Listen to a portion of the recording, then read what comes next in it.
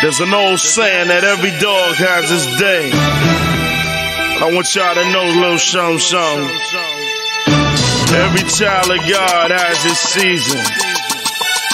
Right about now, it's all check it. It seems as if just yesterday I was doing polling, surrounded by jokers who couldn't do nothing for me. I am Vince Gordon, your host again on tonight. Thank you for tuning in. You have all kind of options. You can tune in to all kind of podcasts, regular TV, live streaming shows. There's a plethora of things that people can watch nowadays that weren't available back in the day. Entertainment is really designed to keep you busy and to keep you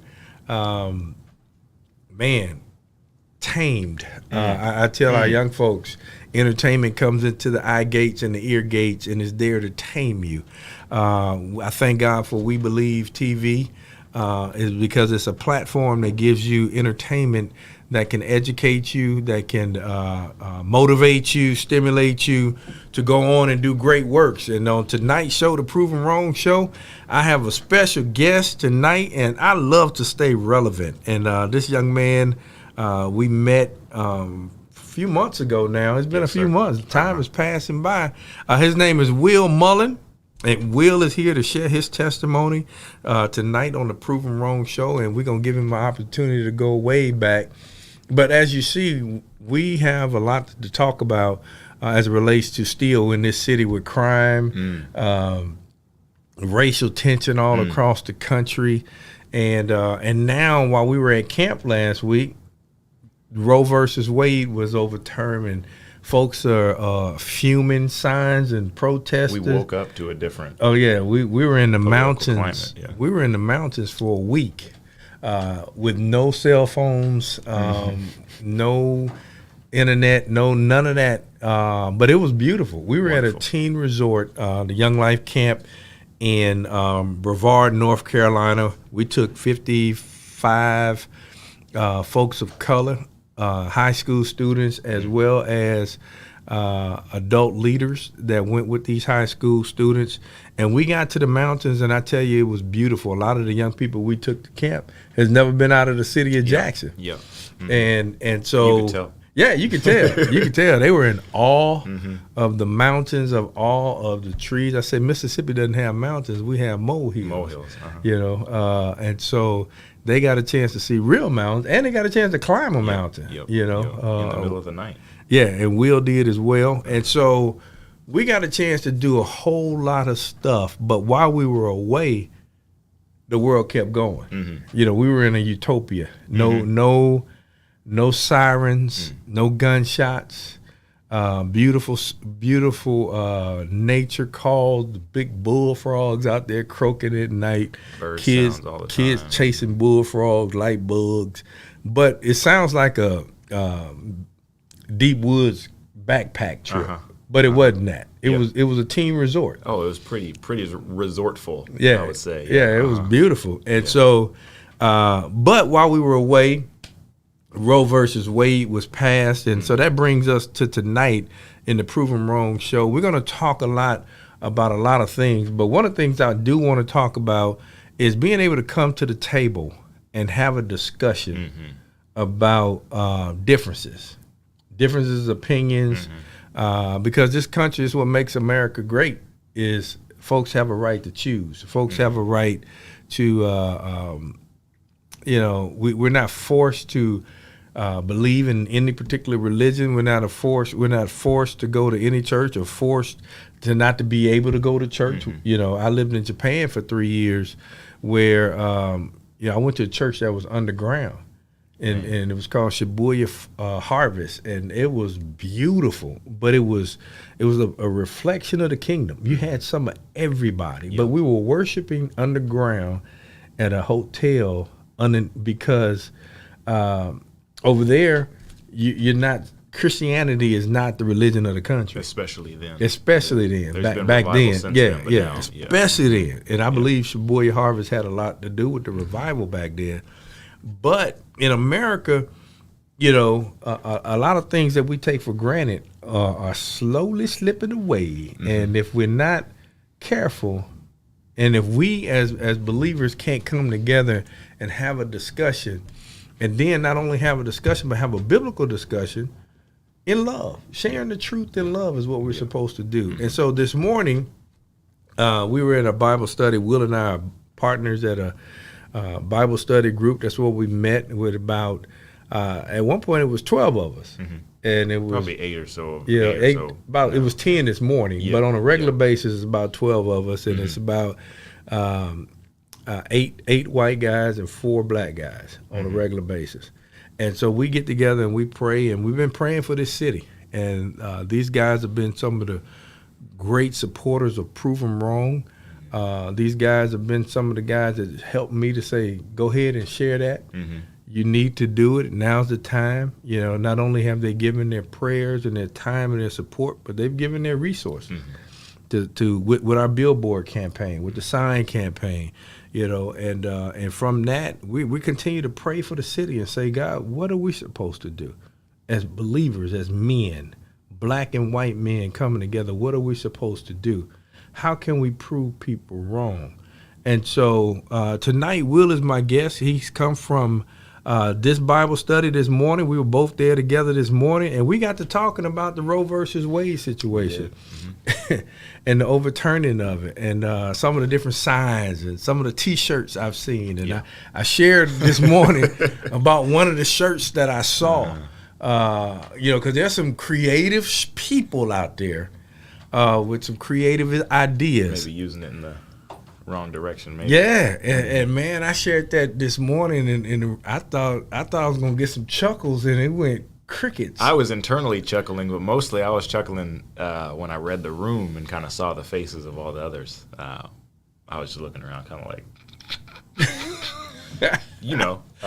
I'm that dude, though. No, I know. I've learned that. I'm that dude, you know, because we got some guys that are stark. They love the Lord, and some of them are so straight laced. You probably never see them in a T-shirt, but they love the Lord, and that's what's cool about it is the diversity we have to pray together, to love on each other, to learn each other, to grow, to invite our families together. Yeah, and we're actually there, literally coming to the table to discuss this and pray with each other, and it's amazing. And learn and stay at the table. Yeah, you know. But I told my wife I was gonna share. I said my cousin, one of my not my cousin, but he's a pastor friend. He's like a brother in Memphis. I texted him that shirt the other day when I first saw it.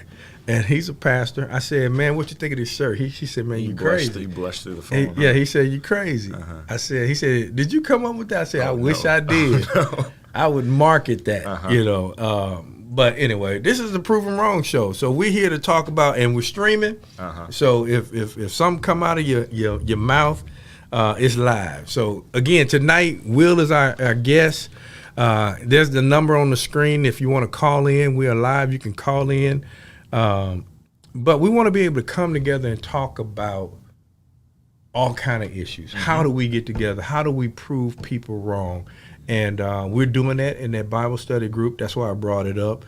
You're one of the newest guys in the group, and you came here from California. I did. So let's talk about your story. Tell us. You can go as far back as you want. But again, Prove 'Em Wrong is founded biblically in Genesis 37. That's the story of Joseph, you know, and how Joseph had a dream. God gave him a vision, and the Bible says he was 17 years old, and he changed a nation. God changed a nation using a 17-year-old who dared to dream and believed God. Yeah. Now I say, young people, God still speaks through dreams and visions. He doesn't speak through fantasy. He speaks through dreams and visions, and he's still doing it. We heard that this morning. Oh yeah, when Marshall was talking about his wife and the baby she's carrying now. Another young lady, a former Young Life girl, Asia, had a dream in Arkansas, and said God gave her the name of their baby. And I like how Marshall said it. Marshall's wife said, "Nah, before you tell me, I'm gonna write it down." And she wrote it down and gave it to her husband, put it in an envelope. Say, okay, now tell me what God told you.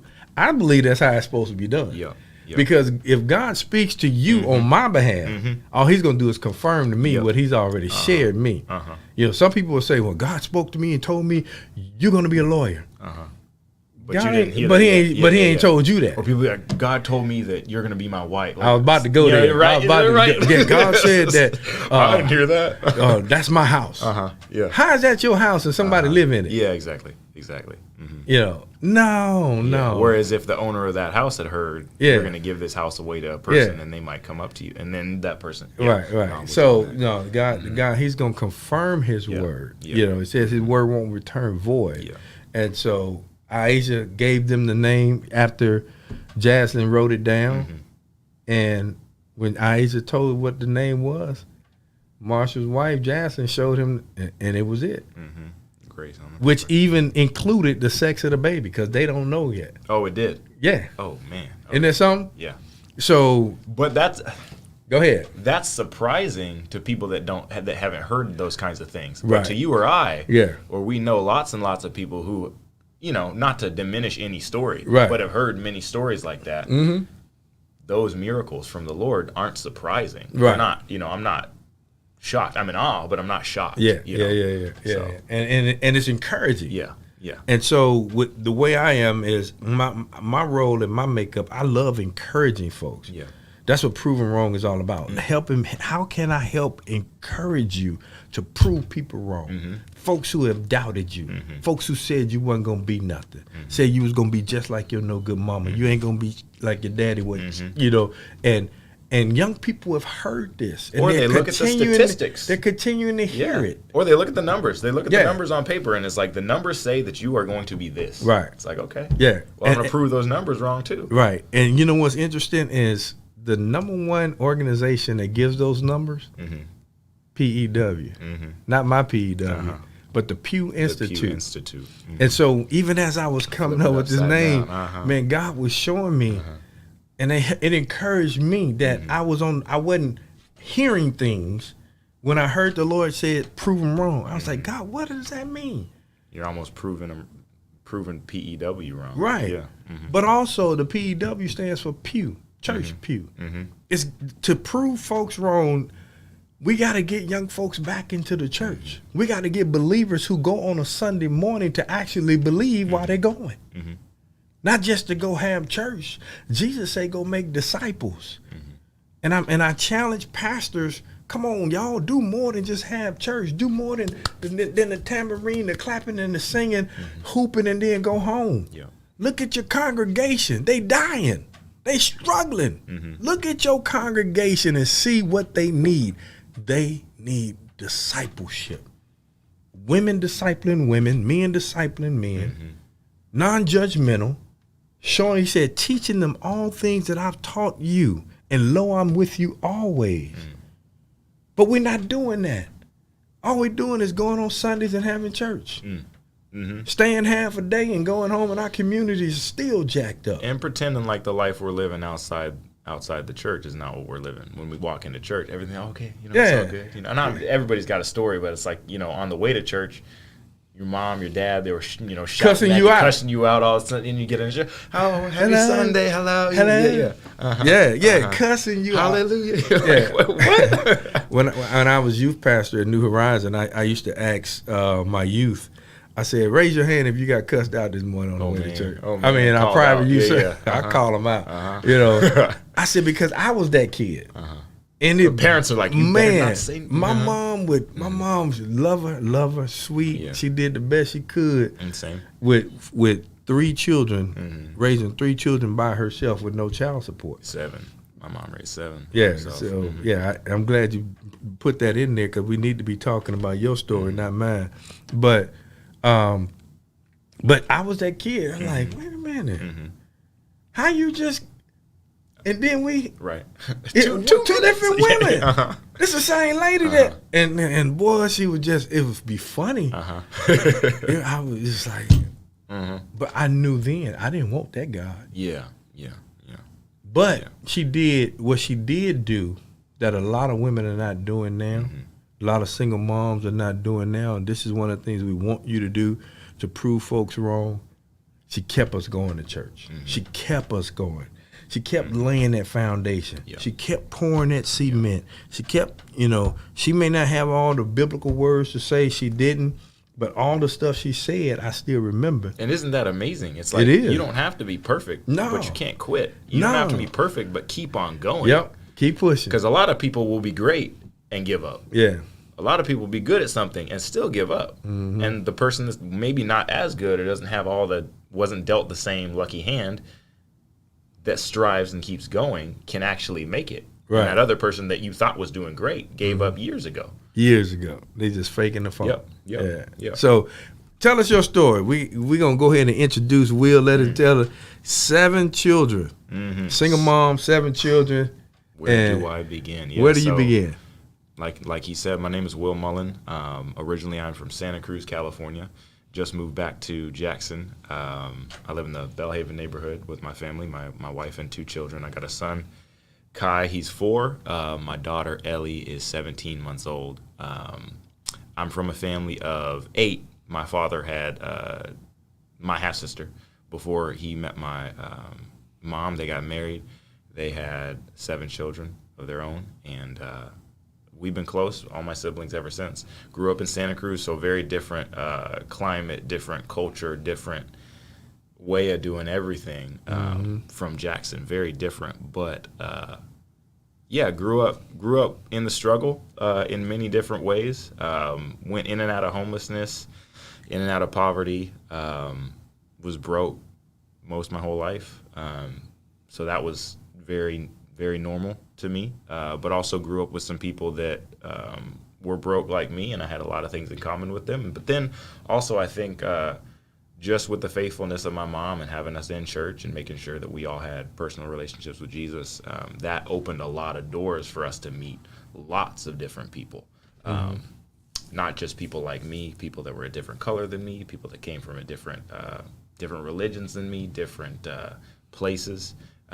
So I valued that and noticed that from a very early age, just how different everybody was that I met and got to know, and people that mentored me and came alongside me that had completely different experiences. So to soak up a little bit of each and every one of those things. But yeah, I grew up in Santa Cruz, California. It's a small surf and skate town. So I grew up surfing, skating, swimming in the ocean. Did a summer program called Junior Lifeguards where we would swim and paddle on surfboards and race in the water, swim races, paddle races.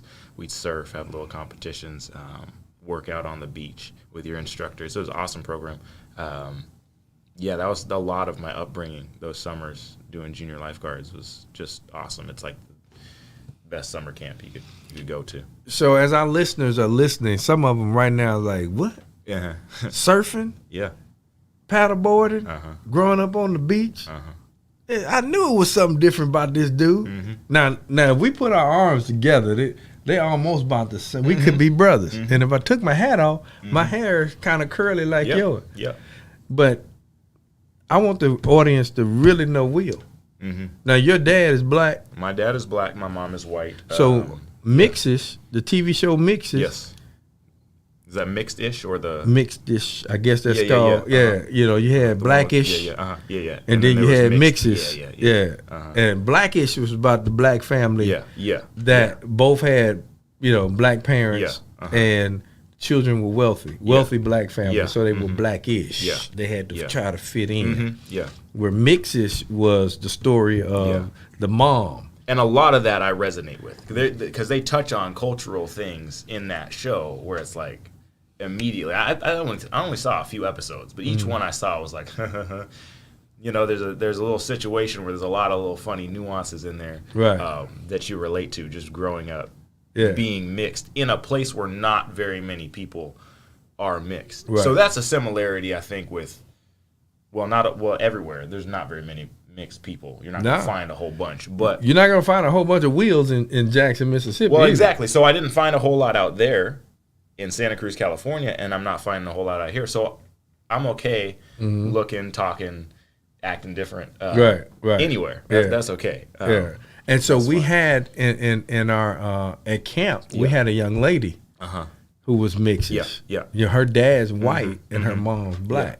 Uh-huh. You know, but she has learned to love the Lord. She's learned to navigate that. And so when we come back, I want to ask you, how did you learn to navigate that? We'll be right back. Y'all check out this commercial. This is the Proven Wrong Show, and check out this commercial from our sponsors. SocratesGarrettENT.com is a diversified firm specializing in recycled aggregates and crushed concrete. SocratesGarrettENT.com's recycled materials provide the construction industry with significant economic and environmental benefits by recycling clean concrete rubble into M.Dot grade rock materials. Recycled aggregates and crushed concrete can be applied to driveways, road construction, bank protection, parking lots, general bulk fills, and more. By using SocratesGarrettENT.com's crushed concrete products, anyone from homeowners to general contractors can help reduce landfilled concrete waste, conserve natural resources, and gain significant economic savings on materials and disposal costs. For more information, please call 601-896-0084 or visit us online at SocratesGarrettENT.com. The Mississippi Link is an African-American female-owned newspaper with a trusted voice that is highly respected throughout the city, state, and nation. Our motto, keepers of the knowledge for people who speak the truth, since 1993. Link significantly influences the thoughts, attitudes, and buying decisions of its readers. Call us at 601-368-8481 for your advertising needs.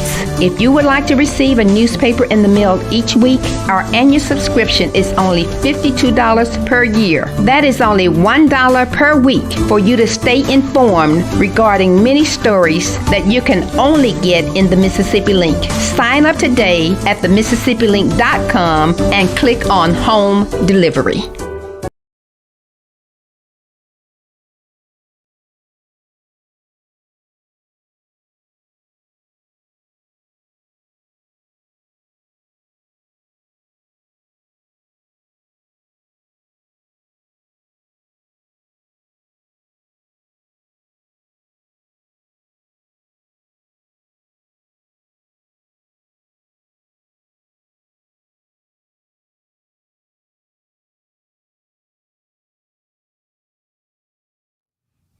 All right, we back live. We'd like to thank our sponsors for making this happen and giving us this platform. This is the Proven Wrong Show. And again, if you'd like to be a guest on the Proven Wrong Show, please send me an email, vgordonyl@comcast.net, and we'll get you on the show. I want to hear your story. I want you to encourage people, inspire people. Tell us how you've proved folks wrong. Whatever it might be, it's your story. And I believe Revelations 12:11 says, and they overcame by the blood of the Lamb and the word of their testimony. So right now we're talking to Will, and we left off on how were you able to navigate mixes growing up in California, having a black dad and a white mom? That's such a good question. And I think I still think about that on my own time, just like how I did it, how I do it, how I continue to. I think growing up, there was maybe one other family that I was pretty close to with mixed kids that looked like me, had similar hair, could resonate with both cultures. So I think growing up, it was cool to have them around and to see how they did it. But I also noticed that I was different from them too. And didn't necessarily gravitate toward one culture over the other per se, which is often something that I see that mixed people do. They'll say, oh, because I've had mixed friends over the course of my life that are like mixed, but culturally very black, culturally very white, if I can use those terms, right? Yeah. So, they'll just gravitate toward one or the other for whatever reason. And for me, it was like intentionally from a young age, I was like, I don't feel like either fully. And both cultures seem to have me on the outside. So it's like, okay, who am I then? Also, a lot of struggles with my dad growing up and different things like that made me wonder, am I like my dad or am I like my mom? And in many ways, not just do I look like him, things like that. Because I look very similar to my dad in a lot of ways, even more so than maybe a lot of my other brothers do, which is funny because I'm the I'm the sixth of the seven on between my mom and dad.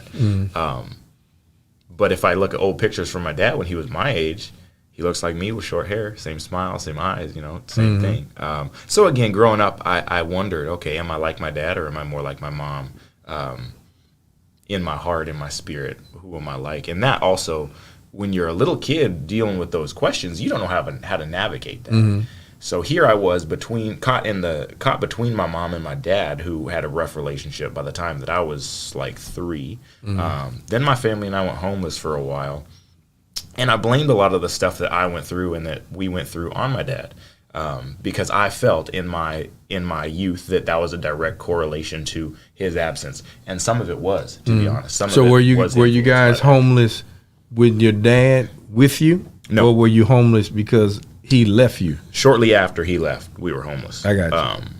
So yeah, rightly so, you would blame your dad because you figure he left us, now we're homeless. For sure. Yeah. For sure. And a lot of things happened that were just, not great, but God works good things out of that for those who love him. Yeah. And my mom was faithful. But to get back to your question, I think I navigated it by struggling with it.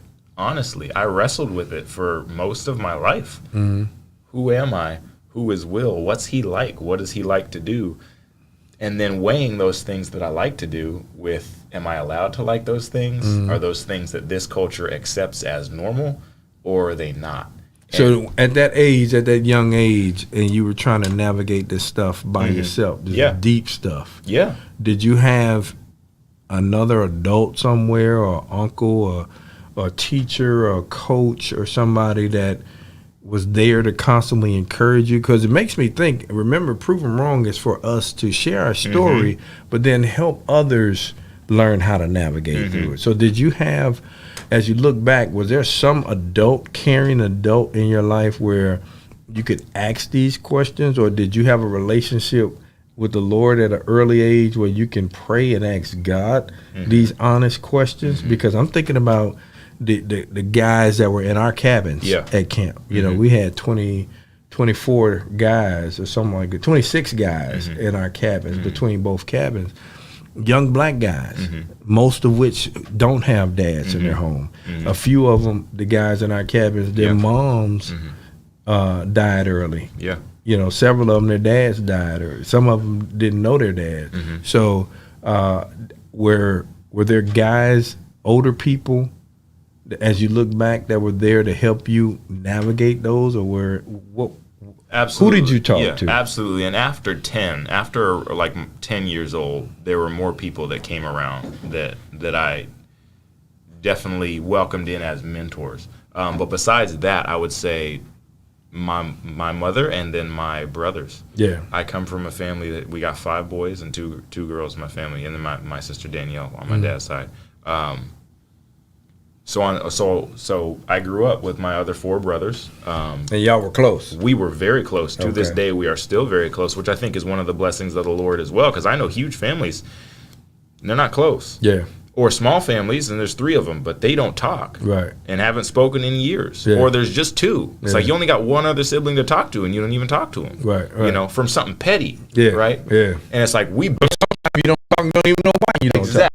Exactly. You just don't jive. And it's like, okay. And I'll be like, well, call them. You know what I mean? Call your family. Yeah. But yeah, I heard that. Call your family. Yeah. Daryl, Yolanda, I'm gonna call y'all. Call them, tell them you love them. And I think I was in the struggle, in the pressure cooker with my brothers and sisters, and they were practically the only other people, young people, that looked like me. So we dealt with it and shared that experience together, and we could make jokes. We could laugh, we could have fun that went right over the heads of all the black people and all the white people that were in the room with us at any given time. We could be doing a family reunion with my dad's side, or Thanksgiving dinner with my mom's side, and we could be making just cracking jokes that to us were hilarious. Only us, and that was good enough. But mentor-wise, my oldest brother, Johnny, he has for as long as I've been alive, loved the Lord and had a calling on his life to be a father to many. And he was much closer to a father figure than a brother to me. growing up, and I could talk to him about practically anything. Yeah. And I saw how he navigated these things, and how certain things hurt him and whatnot. And so that helped me a great deal. And if it weren't for them, I don't think I would have been able to be as secure being odd or different as I am now. So that was definitely a blessing that the Lord used. Well, bring us on up from as you learned how to navigate that, as going through homelessness. Yeah. So even having a white mom, now she has these 6 children, 7 children. It was 7 of y'all. And you going from place to place trying to find shelter. Yeah, going from place to place trying to find shelter. We knew people. We were plugged into people through church. So there are definitely some people that came alongside of us and really helped us. And there were definitely some people that could have and didn't. And I knew that even from a young age. It's like, so I think that's another failure of the church, because young kids, we're not blind. You know what I mean? The young kids aren't blind. They know the needs of their family. And especially out here in Jackson, like I was just talking about it earlier, like you can trip over churches. There's so many out here. Oh, yeah. And yet, so many people fall through the cracks and seem to be forgotten. And even if that's not the intention, how can somebody not feel that way? Right. So I think there was a lot of that. And there was a lot of me looking at people that I knew had a lot more money. And it's like, man, if I were you, I would, not to say I am or can be, but you know what I mean. So. Oh, I do. All right, we got a call in. All right. All right. Well, this is good, man, because I wanted to bring up a point before we get this caller. He's on with the producer, because I don't want to miss it. You said the church, we're tripping over churches. And again, I was trying to motivate pastors that have churches. I want to give a shout out to Greg Divinity over there at New Vision. Greg Divinity, I'm a landlord, so I have rental properties. But I always wanted to be the best landlord I could be.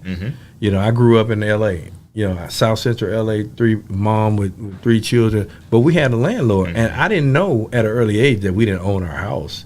That's just some kids don't. Yeah, they just know they got a bed, they got a bedroom, got to go to the bathroom, whatever. Making it happen. Not struggling with the adult things of the world, right? And so I met a young lady. I was working on one of my houses, and she was homeless. She was sleeping in the car with 2 sons. And I got word from a counselor at Lanier that, Mr. Gordon, do you have any houses available? Because I got a mother here at the school who's sleeping in her car. I said, well, I'm working on one now. It's she was not in finished. high school. At Lanier High School. So she was in No, high she wasn't in high school. But she was in the... She had a son that used to be in special education, so she knew the special education teacher. And so they were there, and she was just reaching out for help. She knew that teacher was a believer. She knew that teacher was a believer. So she went to the teacher who used to teach her son, who taught her son years ago. Now she's back from Texas, sleeping in a car. Who can I call? I'm going to call that lady I know that was a believer. So instead of calling her, she went to the lady, went to Lanier to see if she was still there. She was still there. And the teacher knew the lady needed a bath and hadn't had a bath in a couple of days. So she gave her assistant her key, take her home to my house. I got to teach class. They got her something to eat, her and her son something to eat. Long story short, I got involved. Right? Her teacher's assistant is a member of Greg Divinity's church at New Vineyard. She calls her pastor and said, can we help this lady? We need to help this lady. The pastor says, yeah, we have a benevolence fund and we'll pay her rent at a hotel for 3 weeks. I knew about Stu Pot. Stu Pot has a housing ministry. And I left Lanier, talked to the lady, went to Stu Pot, and they got her involved, and the housing counselor, blah, blah, blah. They paid for the first week at the hotel. Greg Divinity and his church, New Vineyard, paid for 3 weeks so I could finish the house. I finished the house and gave her a fully furnished house. New linen, fully furnished, because this lady didn't have anything. 3-bedroom, bam, everybody good, comfortable. Her son went to Provine. This woman's son has been a victim of gun violence since they moved into that house. He was killed. But my shout out was to Greg Divinity in New Vineyard. Churches that are out there making disciples and doing things. You see what I'm saying? There's some other churches out there that are doing things, but I also know of churches that said when a family needed help, wouldn't give them the help because they found out that the family weren't tithers. Mm-hmm. Oh yeah. Instead of bringing them on, teaching them to be tithers. Yeah. Mm-hmm. Now they were members. Yeah. Who weren't tithing. Oh, okay. So instead of teaching them how to tithe, so they're almost treating tithing like it was like insurance or something like that. You're not paying into the insurance fund. And that man, that hurt my heart. That hurt my heart. But praise the Lord, they got help from other resources to still be in their house. Yeah. So, man, this is proven wrong. We not only as believers, as adults, as men, we want to encourage everybody that's watching this show. Do your part to help prove people wrong. Because there's a lot of people that don't trust the church because of things like that. So make a difference. Prove folks wrong. Do your part. Make God proud. I tell folks, I say, you know what? God loves all of us. He loves his creation. The word says that. Yep. But I want him to like me. Yeah. There's a difference. It's the difference between being a man of God and being God's man. Yeah. Yeah. All right, our caller is waiting. All right, come on, caller. What you got for me? What's your question? Hey, Mr. Gordon. This is Dickie Tim Brown from New Rise. How you doing? My question is, and I want to say, Mr. Will, keep it the good work, man. I watch your show. You share your testimony about your life. You know, just keep on good work. God is gonna be there for you. And I was saying, Mr. Gordon, you do a good job. Prove it wrong. They helped me a lot because we prove it wrong. I appreciate that, Tim. Appreciate that. Brother Tim Brown watches the show a lot. And you know what? I'm glad you called, Tim. Tim is a guy, I met Tim when Tim was probably, 15, 16 years old. Okay, so you know him more. I've known Tim for years. He was a student at Lanier. Okay. And Tim is one of those guys, a lot of folks in the city knows Tim, but a lot of people don't really know his story. And I'm going to get Tim on here as a guest, man, to share his story. Because this brother has proven folk wrong time and time again. And if you single out there, the only thing Tim Brown is missing is a wife. Now I'm gonna throw that out there for you, Tim. Shameless plug. The only thing Tim Brown is, this dude is one of the neatest guys I've ever met. You go to his apartment, everything's in his place. He's at church on time. He's serving. He serves everywhere. He has a job. He knows how to manage his money. And he catches the bus everywhere. He doesn't drive, but he can get anywhere he want to get in this city. And a lot of folk know Tim Brown, but I've known Tim since he was 15, 16 years old in high school at Lanier, and he's been faithful. So appreciate you, Tim, for your call in, man. So, hey, let's get back to your story and how you've proven folks wrong over the years. We're our last segment. We got another commercial coming up in a minute, but let's lead into it. You were sharing this morning your story about how you and your wife met, and we know you, and people don't know you're a dancer. Yeah. So kind of tell us about moving from California and coming here in these next 2 minutes. Yeah. So real quick. I've been dancing since I was probably 11 or so. I've always loved dance, and that was a big part of my life. And anywhere I'd go, I had a song in my head and a beat, and I'd be moving to it. So that was always normal for me. I'd be, at the grocery store just grooving. For sure. I still do. Probably even more so now. But I always knew that was a big part of my life, music and dance. And my dad sang a lot, and he really loved music. And for everything that we didn't have together, that was something that was big for us. We shared that a lot. My sister was a dancer. She danced ballet for years and was really great at it. So I remember being trucked to the studio when my mom didn't have anybody else to watch me. And so we'd sit, behind the glass, looking through, watching my sister dance and things like that. So I was very adjacent to the dance world from an early age, but ended up playing more sports like soccer, baseball, ran track like my brothers did. And so I gravitated towards that. And then through an injury in sports, ended up rehabbing it through dance, ended up going, just growing in dance, and then ended up going to like a ballet summer intensive out here in Jackson. That was the first time I'd been to Jackson, Mississippi. I went to Ballet Magnificat's summer dance intensive. Really loved the city from a very early, just even then. I was 16, 17, came out here, then went back, pursued other things, majored in marine biology back at junior college, just did other things. Finally took a break after junior college to figure out what I really wanted to do. Got a message from the then chair of the dance department, Cynthia Newland, Doug's wife. And so she was just asking me where I was at in life and if I'd been considering, coming back to Jackson to pursue a dance major. And so that's kind of what led me back to Belhaven. All right. Well, we're going to pick up right after this commercial. Y'all check this out.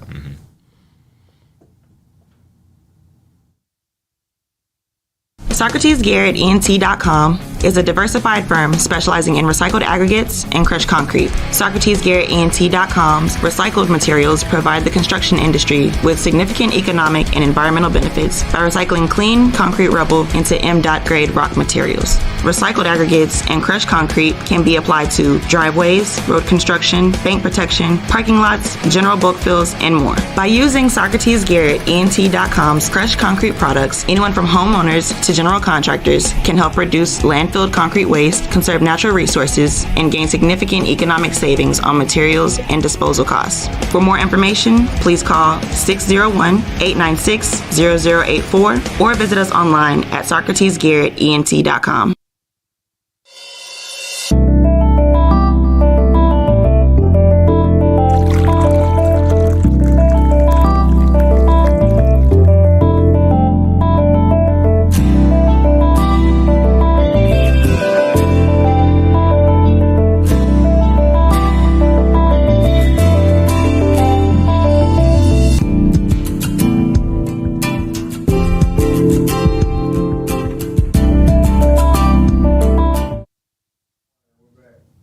All right, we're back on the Proven Wrong Show. We are here with our guest tonight, Brother Will Mullin, and Mixes in the house. Yes. And so we've heard that, and I liked Blackish, Mixes, Grownish, and just the concept of those shows showed black folks in a positive light. All three of those shows, from Blackish into Mixish, the opportunity to choose who you love, blah blah blah, and then Grownish, the daughter going off to college, but we don't have a whole lot of shows like that. And and I feel like ever since back in like the 80s and 90s, there were things like that put it in a positive life, Cosby Show and things like that. It's like, okay, we're doing the work of what putting happened, right, and then all this, just this void, right?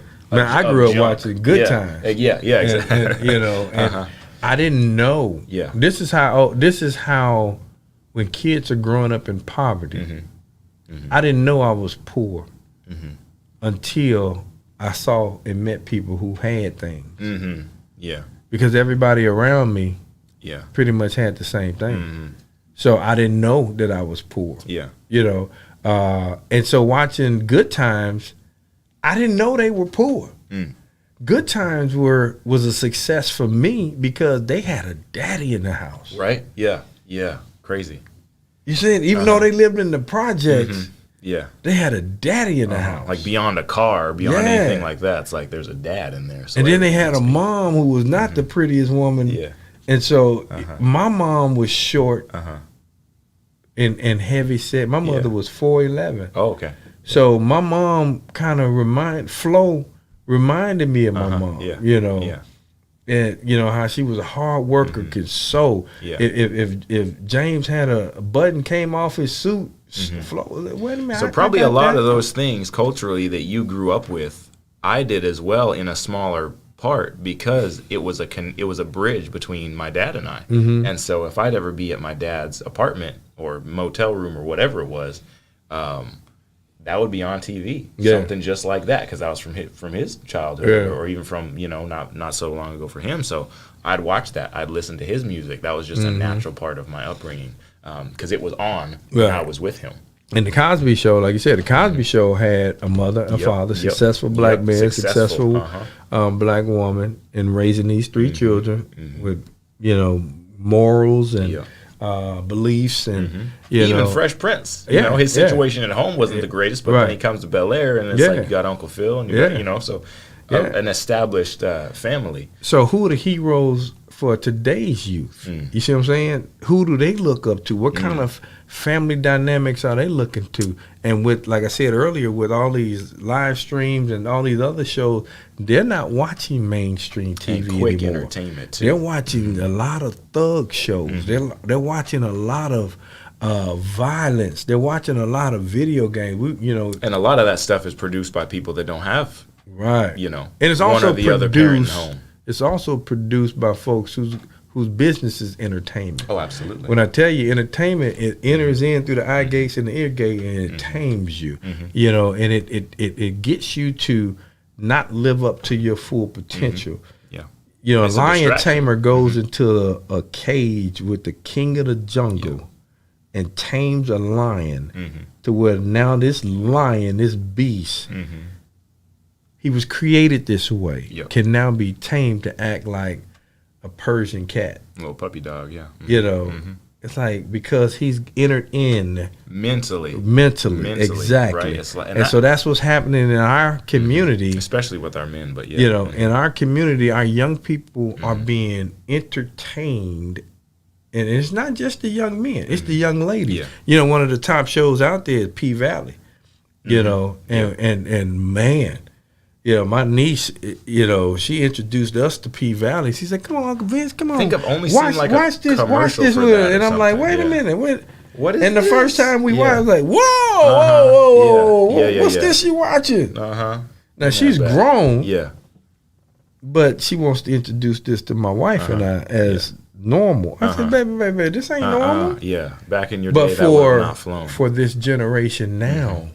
They're watching that kind of stuff, and it is side railing and derailing because we're decades into these kids that are now having kids, and they didn't have what they didn't have. They're showing through how they're raising their children and what is now okay, and it's like there just aren't those guardrails, because even back in, like, say the 60s and 70s.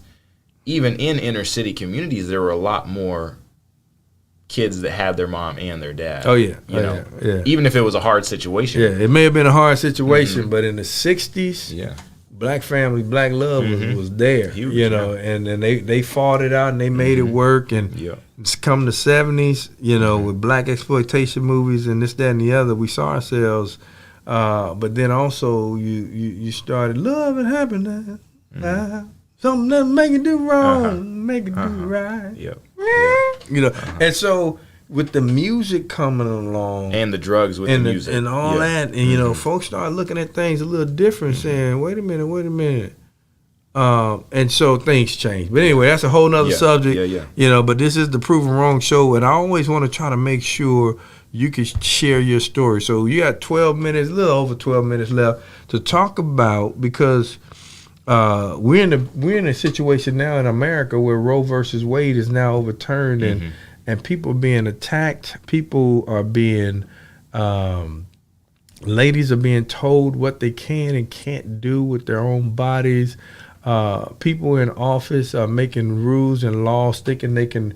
I think they think they can legislate morality. I said that this morning in our prayer time. You can't legislate morality. We've seen that, and there will continue to be people that break the law. And because Jesus said, "I came to fulfill the law," you can't keep it nowhere. So I really love both sides, but as proven wrong, we got to do things different. So tell your story and how you left off coming to Belhaven, dance major, and I had a question because you said. you chose dance because you saw your sister doing ballet and you watched your sister doing ballet, but then also you went to sports. You were also an athlete, baseball player and football, and just played all around athlete. And so do you think, what made you choose dance and why was it cool? Because I was a dancer. Yeah. But when you look at professional dancers now, you see very few male dancers that want to claim being heterosexual. Yeah, I'm trying to say that the right way. Trust me, you can. And that's going to lead into because you were a dancer. Yeah, you don't have to tiptoe around that one for me because I'm not tiptoeing around it for you. Yeah, I ain't trying to get cancel culture. Yeah, I got you. At an early, I just got started. I think also, in that sports and my brothers played a huge role in my life and who I was as a man, and I got that example of who I was as a man from my brothers, who definitely trended toward the very, macho, masculine type. Don't cry and suck your feelings in, and you know what I mean? But I was also an artist. I loved to paint and I loved to draw, and I could, I could, my brothers could go out and play sports for hours, and I could spend those same hours inside drawing a picture. Did you get picked on? Oh yeah. And to this day, they have to own that. You know what I mean? Because they said some things that were like, come on. You know what I mean? But I didn't really let it faze me. I knew how much they loved me, and I knew that trash talking was our love language, and I could give it back. I got you. It maybe took a little more, but finally once it came out, it's not stopping. Yeah. So that's even part of a proven wrong story. I want parents to understand. Yeah. We all got bullied. Yeah. We all got picked on. Yeah. But it was how you teach your child how to be resilient. And I'll tell you what, something that meant a lot to me, and that I can assure you meant a lot to my brothers and my sisters and my mother. We did not go to bed one night. I cannot remember any night growing up that we did not go to bed without saying I love you. Every single night. So it could be even if it was one of them. Yeah, and you'd have to say it back. I love you too. Or the person would be waiting there. What? So even when it was annoying, right? It was like, you gotta say it back. So your mom set that rule. Yeah, so she set that rule from such an early age that by the time we were in our teen years, it was almost like if you couldn't get yourself to say I love you back, it was as bad as saying you don't love them. Yeah. So we I want to get to that, but I gotta help the parents. Parents, you hear this story. If you're listening, you're watching. Parents, it's up to you to set the tone in your house. This was a single mom. A single white mom raising mixed kids, which is a testimony of its own. Yeah. But she had some ground rules in the house that had to be done. And Will is much younger than I am, so it wasn't these old school parents, but she had some old school values that. So parents, come on, set the rule in your house. You pay the bill. You probably paying your child's cell phone bill. The rent, the electricity, cable bill, everything. Parents, be encouraged. Set the rules. The police gonna bag you. Forget all that old crazy stuff. I'm gonna call the police, child abuse. No, forget all that. Set the rules. Set the tone early in your child's life. You have to. And they will appreciate it later. They'll understand it better by and by, but they will appreciate it later. They may not understand why. They're gonna think you mean. My children thought I was mean. But I'm proud of how they turned out. So go ahead. Let's talk about how you met your wife. Yeah. So anyway, went to Ballet Magnificat. Went back. Was doing ballet, hip hop, jazz, all sorts of types of dance forms. But definitely spent the most hours in the studio doing ballet. My brothers picked on me, but I could tell they were also kind of jealous because they saw that I was getting really good at it, and they saw that it was something that I really spent a lot of time doing, and it wasn't just practice for an hour every other day like sports may be required. I was spending hours and hours and hours a day dedicated to it, which opened a lot of doors for me. One of those doors, I ended up getting a scholarship to go dance as a dance major at Belhaven. That was different, culturally different. I grew up homeschooled and adjacent to homeschoolers, but now I was like in a college that felt like a college full of homeschoolers, and the dance department was like homeschoolers that just happened to do ballet. So that was different, but cool, and I could relate to them as well. And I grew up relating to a lot of different people, like I said. Ended up getting paired up with my dance partner, Jenny, my wife now. We fell in love real quick, a little too quick. Didn't make perfect decisions like a lot of people. And out of those decisions, we got pregnant while we were in college. And so that was really difficult and scary at first. And I try to not show it, especially as a man. Even when I am scared, there are certain times when, you know what, the Lord has it on me to, put your chin up and stay strong. And I think there's something to be said about even looking strong when you're not. Yeah. Maybe it can hurt you sometimes when you're not being honest and open, but also when you recognize that the person next to you that you're doing life with now needs someone to be strong and look strong, then you got to do it. Well, I'm glad you brought that up because, that's another part of proving folk wrong. You brought up God has a way of making sure you, even though you were afraid, you were scared, you didn't know what to do, you had to look the part. You had to, I got to be the strong one because she needs to see the strength in me. God designed it that way. Yeah. God designed men. We can handle more pressure than women. Even if you don't feel like you can, once you put that on your back, then it's like there's something really comfortable about that. Yeah. But I got to give them kudos to the women. Oh, yeah. Because God designed you sisters to handle pain better than us. Y'all have babies. You can endure the pain. We don't have babies. Their pain tolerance is woman's pain tolerance is higher than a man's. But we try to act all macho and mucho, but no. They can handle pain better than we can. We'll get sick and we'll be like, babe, I can't do it. My wife will be sick and like, yep, but it goes on. Just keep doing stuff. She got to keep doing it. They have cycles, they have this, they got to keep pushing. Yeah. Especially when they single moms. They got to handle the physical pain and the pressure of doing all this by themselves. So shout outs, you single sisters. Yeah, single moms are like superheroes, no joke. Yeah, no joke. The ones who do it well. Yeah, let's throw that in. We got to do the ones who do it well. Absolutely. All right, I got some cheers on that one. Okay. Look like somebody must have gave some cheers on that one. But go ahead and finish telling about you and Jenny getting pregnant. Yeah, so here we are. The proof is on the test, and I knew in my spirit before she even took that test we were pregnant. Something about the Holy Spirit was like, it's already there. Yeah.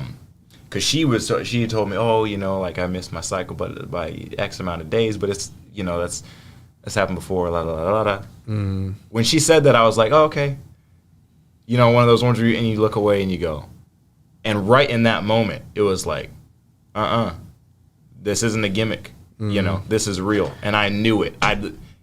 It could have been proven right there, and it wouldn't have made a difference. I knew that well that it was real right then. And I think just in that, something comes out of you where it's like, okay, now what are you going to do? Yeah. What are you going to do now that it's real for you and you've held opinions about this or that? Now what are you going to do? And you're actually faced with that choice, and it's nobody else's choice but yours. Right. It becomes very, very real. But you had a choice. So that's what we're talking about with this Roe versus Wade and how folks are protesting. And, I said this morning in our prayer group how a lot of venom, it's supposed to be Christian venom, is being spit at people who have a choice to make. Now, they're in a crisis. They didn't have the spiritual background that you had. Yeah. Or the spiritual foundation that you had in a lot of cases. And I thought about that this morning. I shared this morning. You said when you got Jenny pregnant, you knew from the Holy Spirit that she was pregnant. Yep. See, for me, when my youngest was born, I wouldn't have claimed the Holy Spirit let me know. I said, that one came up from the toes. Yeah. That's what I said. I said, that one came from the toes. I know that. Yeah, I just knew. But I wouldn't. But there's ladies that are spitting Christian venom at people. And share your story real quick, because y'all had a choice to make. Yeah. So I think, well, first and foremost, I am pro-life. I believe that a baby in the womb is a human being, and I do feel like the Bible does speak to that. That said, that's just how I feel. That's what I feel I know. And at the same time, now I know what a choice feels like when it's on your doorstep. And I was presented with the choice. Family came to us and presented us with the option of, okay, we can terminate this life. We can y'all can have an abortion. We can get back to pursuing what y'all want to do as careers in dance and things like that. And I couldn't do it. I couldn't make that choice. But did they present the choice?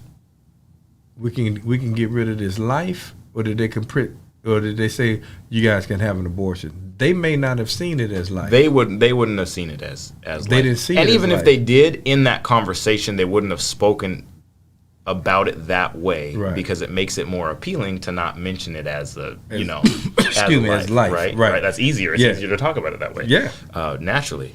My wife came up big. We were praying together right then and there, which honestly, we had a spiritual foundation there, and not a lot of people do. Right. We were praying about it together, and we had said that from this point on, whatever we do, we're going to do together. And we meant that, and I meant whatever. And she made a choice to stand against her family. Yeah.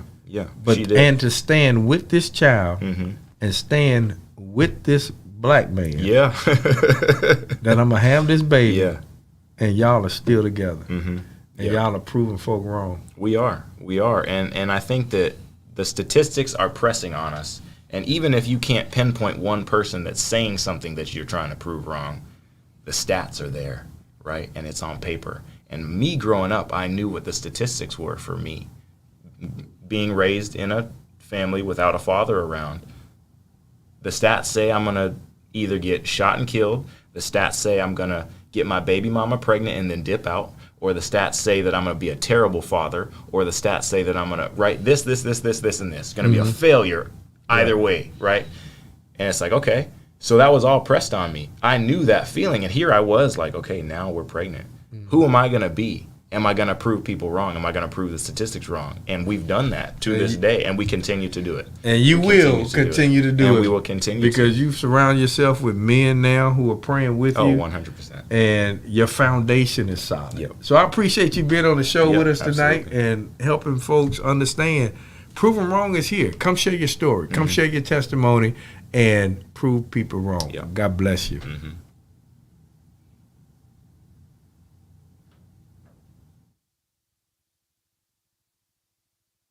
Every child of God has his season.